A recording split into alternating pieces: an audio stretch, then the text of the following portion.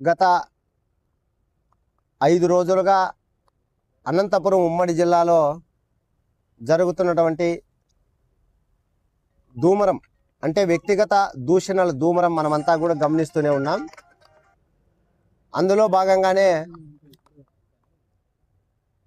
Telugu Desam party YSR Congress పార్టీకి సంబంధించినటువంటి రాజకీయ పెద్దల విషయంలో దళితులను భాగస్వామ్యాలు చేసుకొని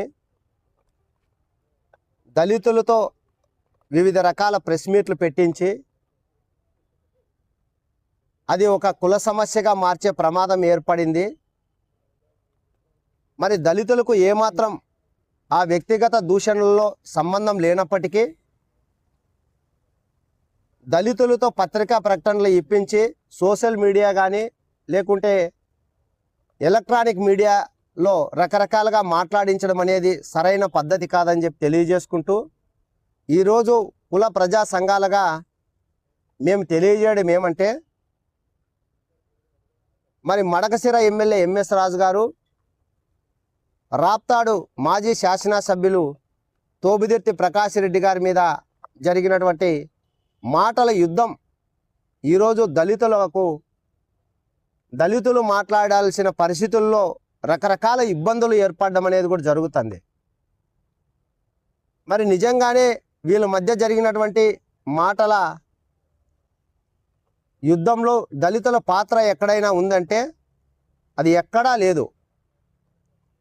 మరి అట్లాంటప్పుడు ఈ దళితులు ఈరోజు వైఎస్ఆర్ కాంగ్రెస్ పార్టీకి సంబంధించిన వారు కావచ్చు, తెలుగుదేశం పార్టీకి సంబంధించిన వారు కావచ్చు, ఎవరికి వాళ్ళు ఈ నాయకులు పార్టీల మాటలు విని ప్రెస్ మీట్లు పెట్టి వీళ్ళు ఒకరినొకరు దూషించుకునే పరిస్థితి రావడం అనేది కూడా మాకు కొద్దిగా ఇబ్బందికరంగా కూడా ఉంది. మరి ఇప్పటికైనా మాకు సంబంధం లేని విషయాన్ని ఈ రాజకీయ పార్టీలు దళితుల సమస్యగా మార్చడాన్ని మానుకోవాలని చెప్పేసి తెలుగుదేశం, వైఎస్ఆర్ కాంగ్రెస్ పార్టీ మరియు బీజేపీ, జనసేన, కాంగ్రెస్ ఏ పార్టీలైనా మమ్మల్ని ఓటర్లుగా చూస్తున్నారు ఇప్పటి వరకు. మరి అట్లా ఓటర్లుగానే చూడండి తప్ప మీ రాజకీయ స్వలాభాల కోసం, మీ రాజకీయ లబ్ధి కోసం మమ్మల్ని వాడుకోవద్దండి అని చెప్పేసి ఈరోజు దళిత గిరిజన సంఘాలు జేఏసీగా తెలియజేస్తున్నాం. మరి ఇంత జరుగుతుంటే ఆయా రాజకీయ పార్టీల పెద్దలు మౌనంగా ఉన్నారు, ఆ పార్టీకి సంబంధించినటువంటి ముఖ్యులు మౌనంగా ఉన్నారు.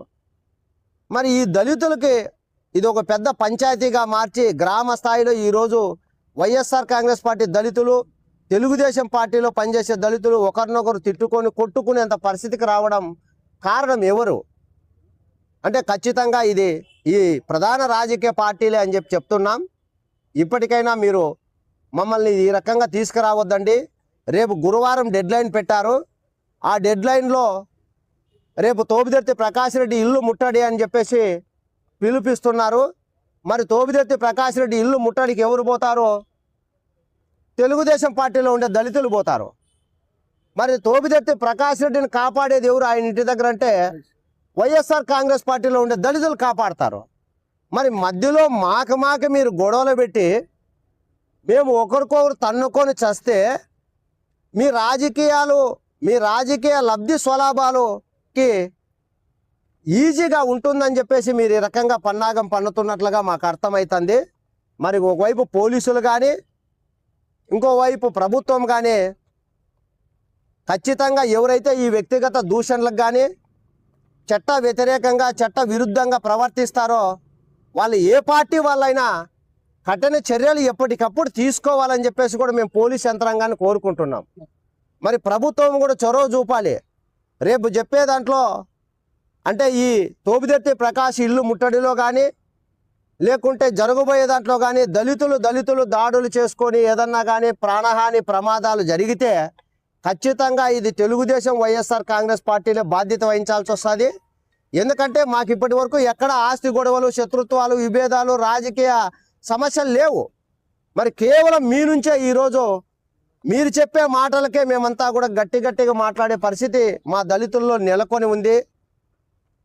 మరి ఇప్పటికైనా గుర్తెరిగి మీ రాజకీయ గొడవలు పెట్టుకోండి, మీ రాజకీయ స్వలాభాల కోసం మీరు ఏమైనా చేసుకోండి. మీ రాజకీయ ఉచ్చులేకి మా దళితులను లాగి మా దళితులను బలిపశువులు చేయొద్దని చెప్పేసి తెలియజేస్తున్నాం. జై భీమ్.